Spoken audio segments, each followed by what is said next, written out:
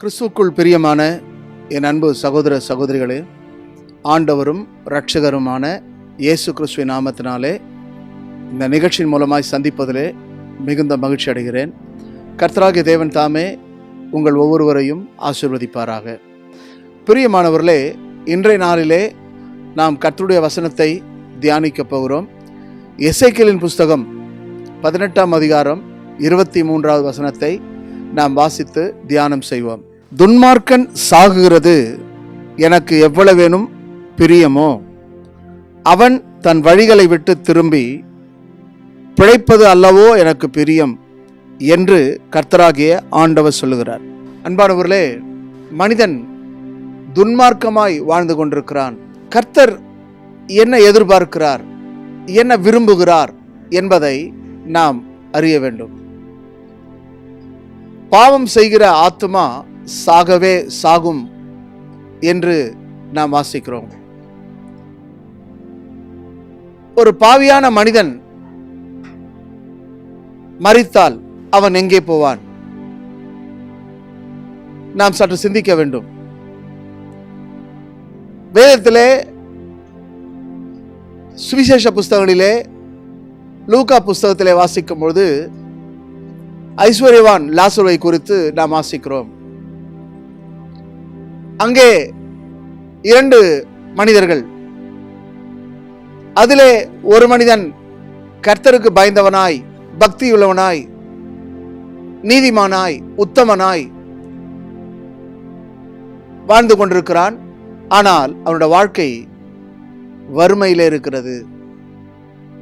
அவன் தரித்திரனாய் இருக்கிறான்.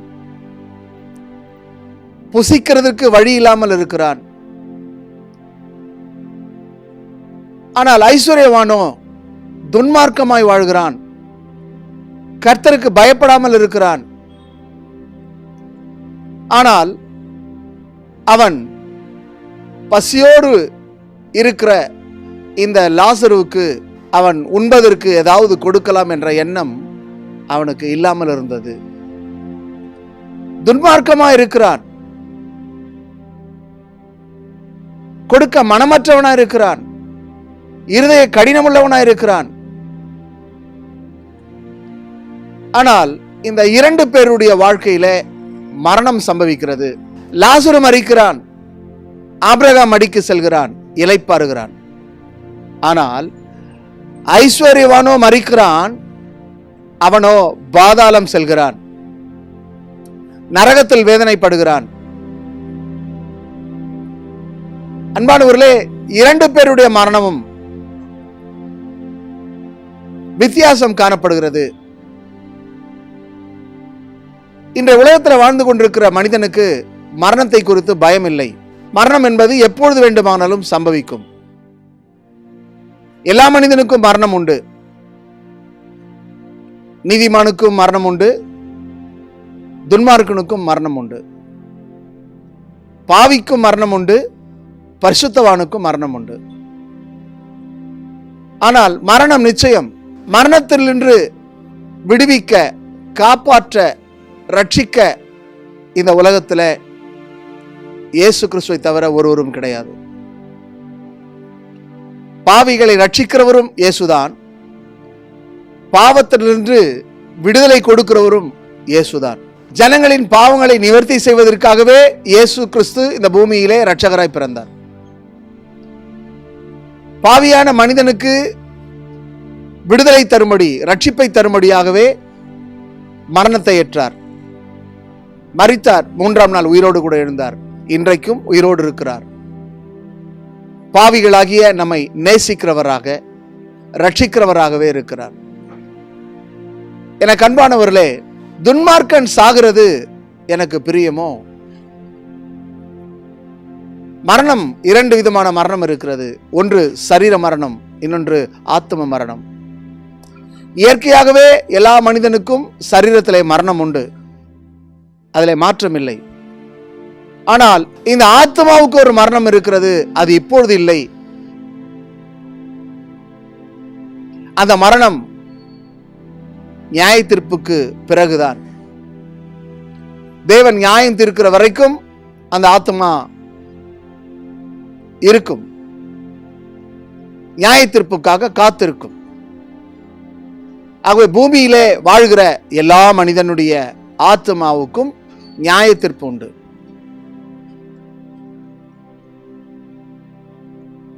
நியாய தீர்ப்பு ஆதாம் முதல் இயேசு கிறிஸ்துனுடைய மரணம் வரைக்கும் உள்ள எல்லா ஆத்துமாக்களுக்கும் நியாய தீர்ப்பு உண்டு. இயேசு கிறிஸ்து மரித்து உயிர்த்தெழுந்த பிறகு இன்றைக்கும் வாழ்ந்து கொண்டிருக்கிற ஒவ்வொரு ஆத்துமாக்களுக்கும் நியாய தீர்ப்பு உண்டு. ஆகவே பூமியிலே நியாயம் தீர்க்க இயேசு வருவார். முதலாவதாக ஆண்டவராக இயேசு இந்த பூமிக்கு இரட்சகராக வந்தார். அவர் இரண்டாவதாக மணவாளனாக வருவார். மணவாட்டி சபையை கொண்டு போவதற்காக வருவார். மூன்றாவதாக இயேசு கிறிஸ்து இந்த பூமியிலே நியாயாதிபதியாய் வருவார். ஆயிரமான பரிசுத்தவான்களோடு கூட இந்த பூமியை நியாயந்திருக்க இயேசு வருவார் என்று வேதம் சொல்கிறது. அன்பானவர்களே, நாம் சிந்திக்க வேண்டும். துன்மார்க்கன் சாகிறது எனக்கு எவ்வளவேனும் பிரியமோ, அவன் தன் வழிகளை விட்டு திரும்பி பிழைப்பதல்லவோ எனக்கு பிரியம். அப்படியானால் ஒரு மனிதன் மனம் திரும்ப வேண்டும், ரட்சிக்கப்பட வேண்டும். அதைத்தான் தேவன் விரும்புகிறார். துன்மார்க்கன் துன்மார்க்கத்திலே சாகக்கூடாது. துன்மார்க்கன் தன் துன்மார்க்கத்தை விட்டு கர்த்தரிடத்தில் திரும்ப வேண்டும். இந்த நிகழ்ச்சியை காண்கிற கர்த்தருடைய பிள்ளையே, துன்மார்க்கன் யார்? கர்த்தரை தேடாதவன், இருதய கடினம் உள்ளவன், தெய்வ பயம் இல்லாதவன், தேவ வசனத்துக்கு கீழ்ப்படியாதவன், அக்கிரமத்தின் மேல் அக்கிரமம் செய்கிறவன், அநியாயத்தின் மேல் அநியாயம் செய்கிறவன், அநீதியாய் நடக்கிறவன், அநியாயமாய் செயல்படுகிறவன், பொய்யை பிணைக்கிறவன், பொய்யை பேசுகிறவன், கலகம் செய்கிறவன், கோல் சொல்லுகிறவன், தேவனுடைய பிரமாணங்களுக்கு மாறாய் பேசுகிறவன், தேவனுடைய கட்டளைகளை எதிர்த்து நிற்கிறவன், இன்னும் அநேக விஷயங்களை குறித்து வேதம் சொல்கிறது. ஆகவே துன்மார்க்கனுடைய மரணத்தை தேவன் விரும்புவது கிடையாது. ஆனால் அந்த துன்மார்க்கன் மனம் திரும்ப வேண்டும் என்று தேவன் விரும்புகிறார். இன்றைக்கு பிரசங்கிக்கிற நானும் கூட துன்மார்க்கத்தில் தான் வாழ்ந்தேன், துன்மார்க்கமாய் தான் ஜீவித்தேன். ஆனால் நாள் ஒன்று வந்தது, கர்த்தரிடத்தில் திரும்பினேன். நான் மனம் திரும்பினபடினாலே எனக்கு மன்னிப்பும் மகிழ்ச்சியும் ரட்சிப்பையும் ஆண்டவராய் இயேசு தந்தார். நான் துன்மார்க்கத்திலே வாழ்ந்து கொண்டிருப்பேனானால் என்றோ செத்து மடிந்திருப்பேன். ஆனால் துன்மார்க்கத்தை விட்டபடினாலே எனக்கு மன்னிப்பும் மீட்பும் கிடைத்தது. இந்த வார்த்தையை கேட்டுக்கொண்டிருக்கிற கர்த்தருடைய பிள்ளையே, நீங்களும் துன்மார்க்கமாய் வாழ்ந்து கொண்டிருக்கிறீர்களா? தேவனை தேடாமல், தேவனுக்கு பயப்படாமல், தேவனுக்கு கீழ்ப்படியாமல் பொய்யை பிணைத்துக் கொண்டிருக்கிறீர்களா?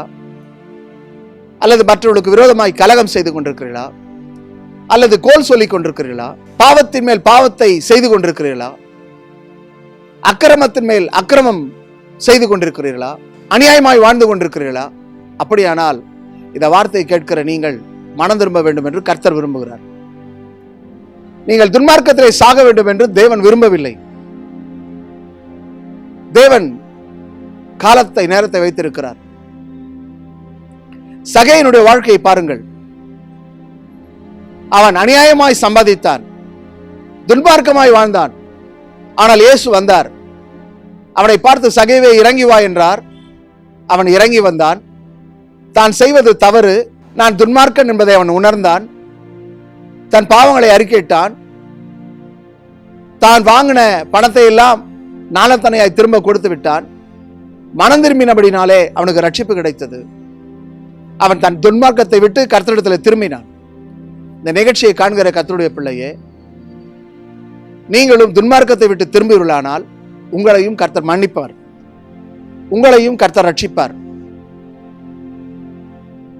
உங்கள் வாழ்க்கையிலையும் என்னென்றைக்கும் உள்ள அந்த நித்திய வாழ்க்கை கர்த்தர் தருவார். என் அன்புக்குரிய சகோதரனே, சகோதரியே, கர்த்தருடைய வார்த்தையை கேட்டுக்கொண்டிருக்கிற கர்த்தருடைய பிள்ளையே, உங்கள் வாழ்க்கையிலே நீங்கள் எப்படி வாழ்ந்து கொண்டிருக்கிறீர்கள்? துன்மார்க்கமாய் வாழ்ந்து கொண்டிருக்கிறீர்களா? இன்றைய மனம் திரும்புங்கள். தேவன் விரும்புகிறார், மனம் திரும்புதலை விரும்புகிறார். நீ அவரிடத்தில் திரும்பி வருவதை அவர் விரும்புகிறார். என் அன்புக்குரிய சகோதரனே, சகோதரியே, உங்கள் வாழ்க்கையில நீங்கள் துன்மார்க்கத்தை விட்டு கர்த்தரிடத்தில் திரும்ப வேண்டும். அதை தான் கர்த்தர் விரும்புகிறார்.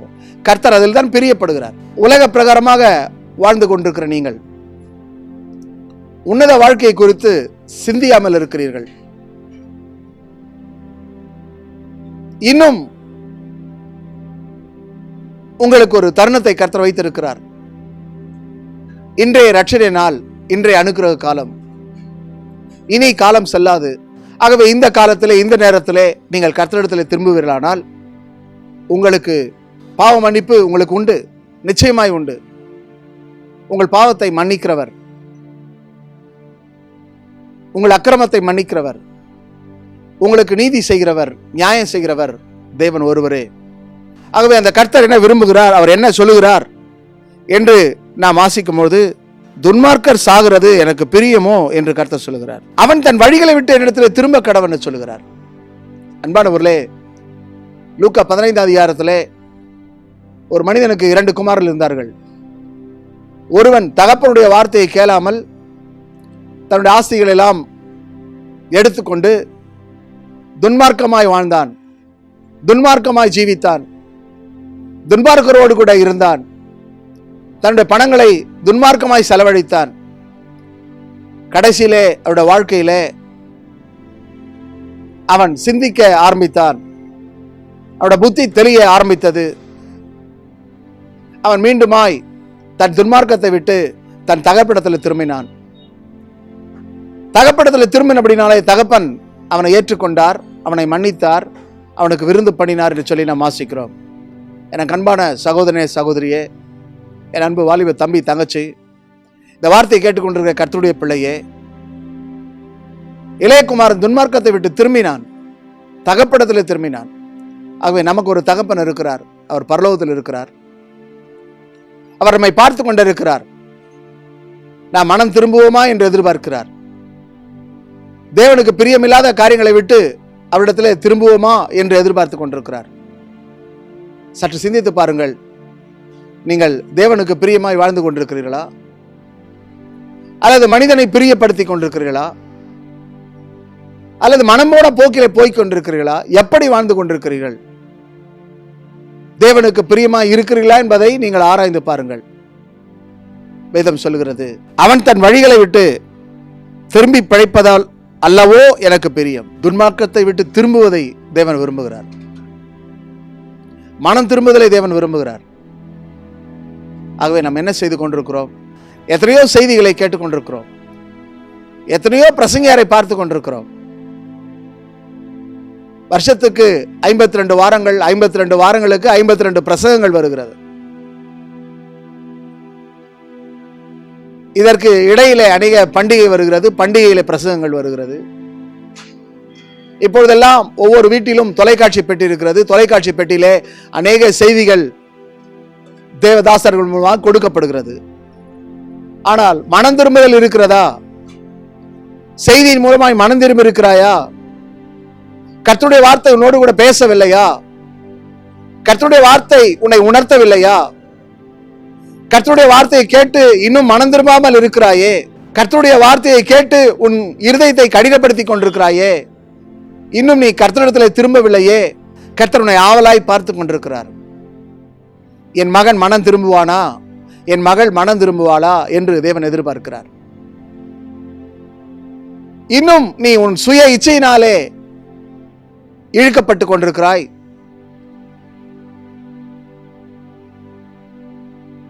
இச்சையின்படி வாழ்ந்து கொண்டிருக்கிறாய். உனக்குள்ளே பண ஆசை நிறைந்திருக்கிறது, உனக்குள்ளே பொருளாசை நிறைந்திருக்கிறது. இந்த உலகத்தின் அனைத்து காரியங்களை குறித்தும் சிந்தித்துக் கொண்டிருக்கிறாய். ஆனால் வேத வார்த்தையை சிந்திக்கிறாயா? கர்த்தருடைய வார்த்தையை நீ தியானிக்கிறாயா? உனக்குள்ளே காணப்படுகிற மறைவான பாவங்களை விட்டு திரும்புகிறாயா? உன்னுடைய ரகசிய பாவங்களை விட்டு திரும்புகிறாயா? நீ செய்கிற ரகசியமான பாவங்கள் கர்த்தருக்கு தெரியும். உன்னுடைய அலைபேசியின் வாயிலாக, தொலைக்காட்சியின் வாயிலாக, இன்னும் முகநூல் வாயிலாக, இணையத்தின் வாயிலாக எத்தனை தவறுகளை செய்து கொண்டிருக்கிறாய். பாவத்தை குவித்துக் கொண்டிருக்கிறாயே தவிர அந்த பாவத்தை விட்டு மனம் திரும்பவில்லையே. இன்னும் பாவத்திலே சிக்கி தவித்துக் கொண்டிருக்கிறாயே, பாவத்திலே உழன்று கொண்டிருக்கிறாயே. வேதம் சொல்கிறது, தன் பாவங்களை மறைக்கிறவன் வாழ்வடைய மாட்டான், அவைகளை அறிக்கை செய்து விட்டு விடுகிறவனோ இரக்கம் பெறுவான். அறிக்கை செய்வாயா? விட்டு விடுவாயா? 51ஆம் சங்கீதத்திலே சங்கீதக்காரனாகிய தாவீது எழுதுகிறான், தன் பாவத்தை குறித்து எழுதுகிறான். பாவ அறிக்கை ஜெபம் செய்கிறான். கர்த்தர் தாவீதின் பாவங்களை மன்னிக்கிறார். இன்றைக்கு நீ பாவத்தை அறிக்கை செய்கிறாயா? என் அன்புக்குரிய சகோதரனே, சகோதரியே, நீ கர்த்தரிடத்தில் திரும்ப வேண்டும். அதுதான் கர்த்தருக்கு பிரியம். நீ மனிதனை பிரியப்படுத்துகிறாய், உன்னை நேசிக்கிறவர்களை பிரியப்படுத்திக் கொண்டிருக்கிறாய். ஆனால் உன்னை படைத்தவரை பிரியப்படுத்துகிறாயா? உன்னை உண்டாக்கினவரை பிரியப்படுத்துகிறாயா? நீ யாரை பிரியப்படுத்துகிறாய்? மனுஷனை அல்லவா பிரியப்படுத்துகிறாய். ஆனால் மனுஷன் உன் பாவத்தை மன்னிக்க முடியாதே. மனுஷன் உன்னை விடுவிக்க முடியாதே. மனிதன் உன்னை ரட்சிக்க முடியாதே. உன்னை ரட்சிக்கிற ஒரு தேவன் இருக்கிறார். உன்னை விடுவிக்கிற ஒரு தேவன் இருக்கிறார்.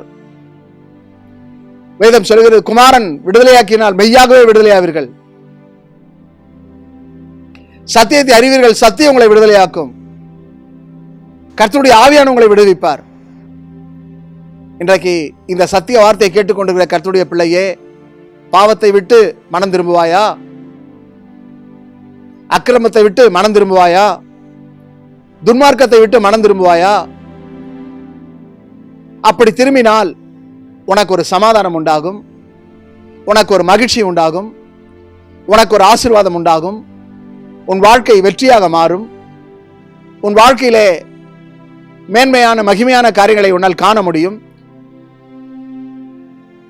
என் அன்புக்குரிய சகோதரனே, என் அன்புக்குரிய சகோதரியே, இந்த வார்த்தையை கேட்டுக்கொண்டிருக்கிற கர்த்தருடைய பிள்ளையே,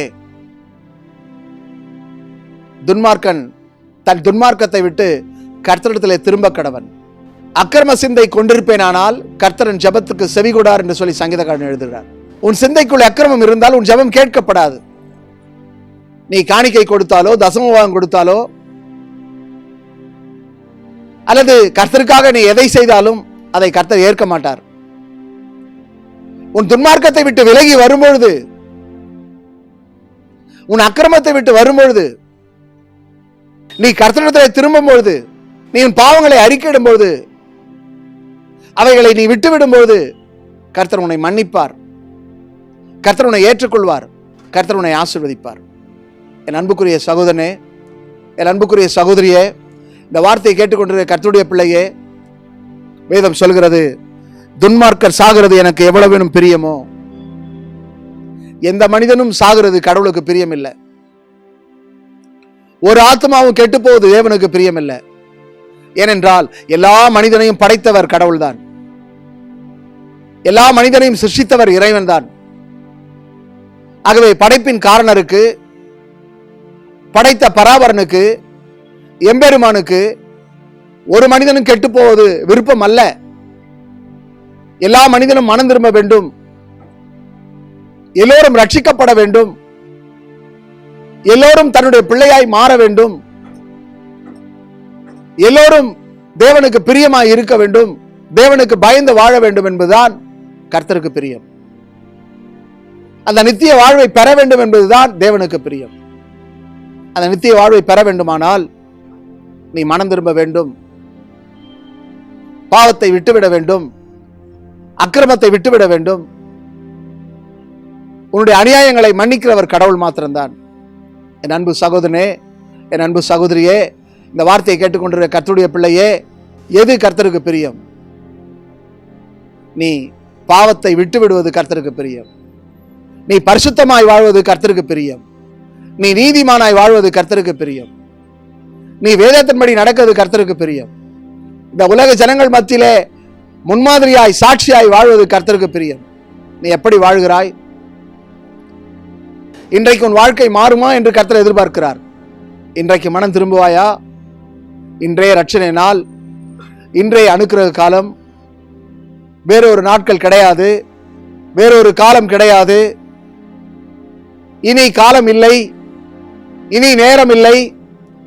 நீ அசட்டை பண்ணுவாயானால், நீ கர்த்தருடைய வார்த்தையை அற்பமாய் எண்ணுவாயானால், வேத வார்த்தையை புறக்கணிப்பாயானால், வேத வார்த்தையை எதிர்த்து நிற்பாயானால், உன்னுடைய முடிவு பரிதாபம், உன்னுடைய நிலை பரிதாபம். கர்த்தர் உன்னை நியாயந்தீர்ப்பார். கர்த்தர் உனக்கு நீதியை சரி கட்டுவார். நீ கர்த்தரிடத்தில் திரும்பாவிட்டால் நிச்சயமாய் கர்த்தர் உன்னை நியாயத்திலே கொண்டு வந்து நிறுத்துவார். வாலிபனே,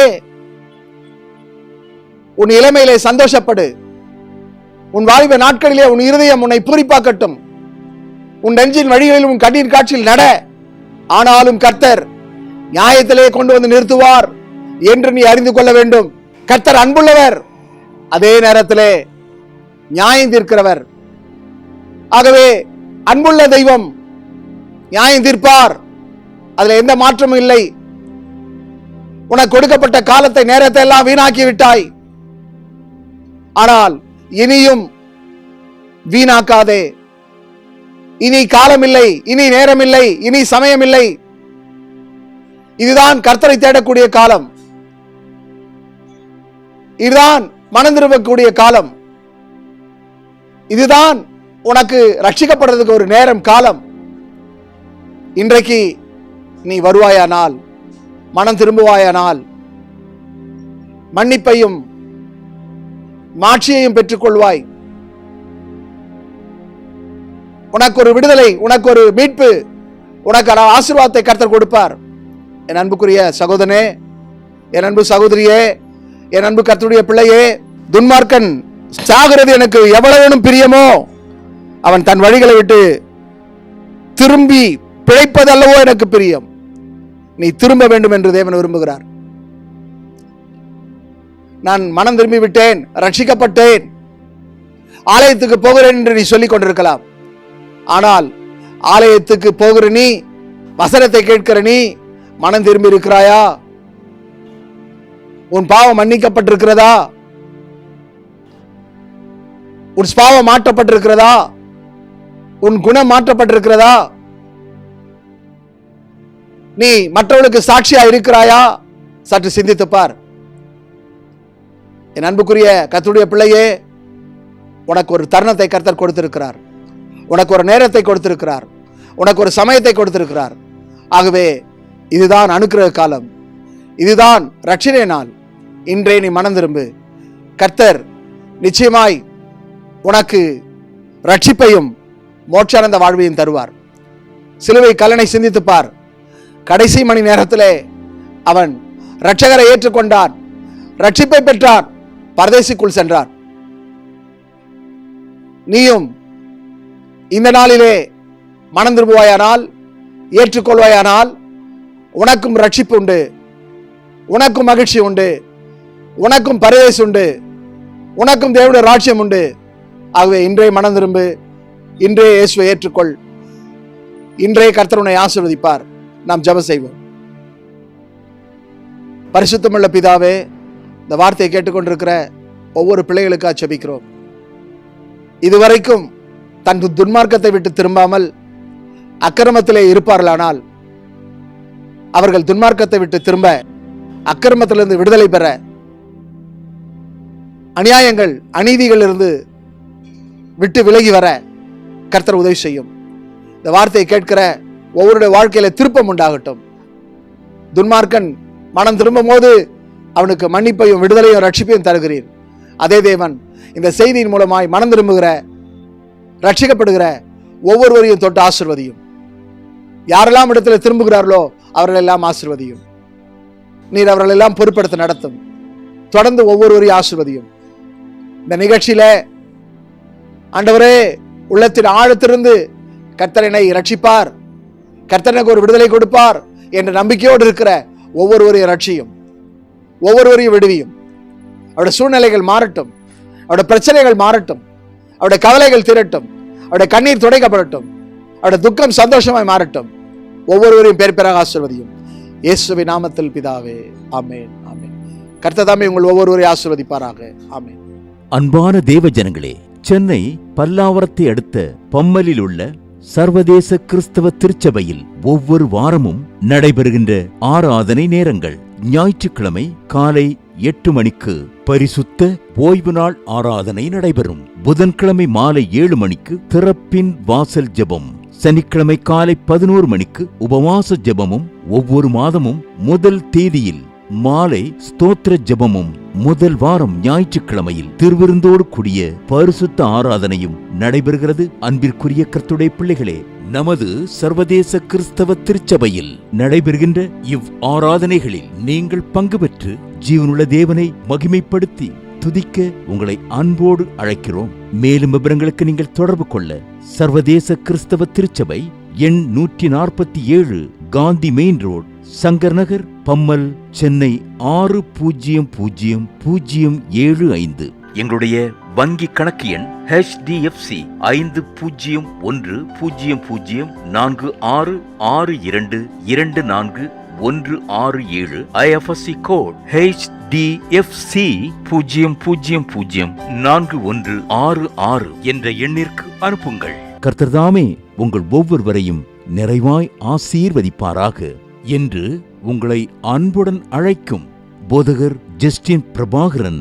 மேலும் உங்கள் ஜெப உதவிக்கும் ஆலோசனைகளுக்கும் தொடர்பு கொள்ள வேண்டிய செல்போன் எண்கள் 7394541314 மற்றும் 9840727485. மிக்க நன்றி.